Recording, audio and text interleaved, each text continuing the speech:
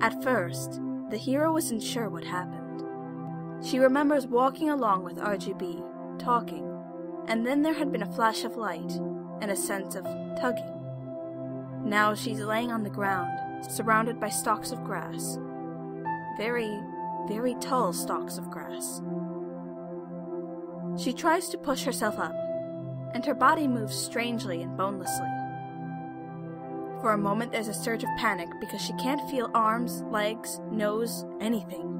But there is no pain, and slowly, she forces herself to calm and looks down at herself. A familiar yellow-green fabric pattern, far closer to her face than she's used to. She says at last. There's a sigh, somewhere far, far above her, and then a gloved hand reaches down to pick her up. She catches a glimpse of the nothing inside the sleeve, and as always, she's curious but does not ask. Really now? RGB says, and his voice booms and reverberates through her tawny body. I did warn you. Warn me about what? She asks, her voice much the same but a little higher and squeakier. At least, she thinks, she can still use her words. Remember how we were discussing our plans? You said you wanted to go one way, and this is where I warned you and tried to stop you. You said something. RGB holds her at eye level, his mouth set in a displeased frown. Do you remember what it was? And understanding dawns on her.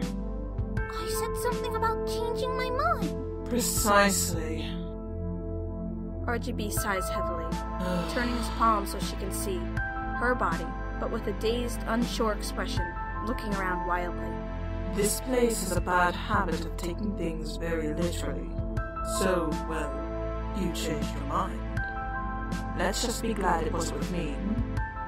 So, Assok is me, and I'm Assok. There's a little pang of worry.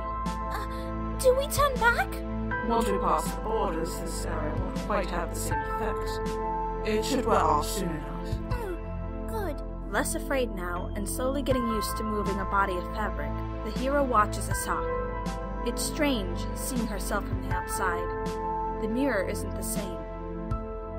As she watches, Assok turns over the hero's hands, studying them, holding them close. And then, without warning, Assok begins to weep. Assok! Before she can think, the hero is leaping from RGB's hands, barely making it to Assok's shoulder. Assok, what is it? What's wrong? Assok keeps weeping, but finally they murmur words in Hero's voice. It's me, They say. it's me, it's me, it's me. And the hero does not understand. Not fully, but she thinks she sees enough.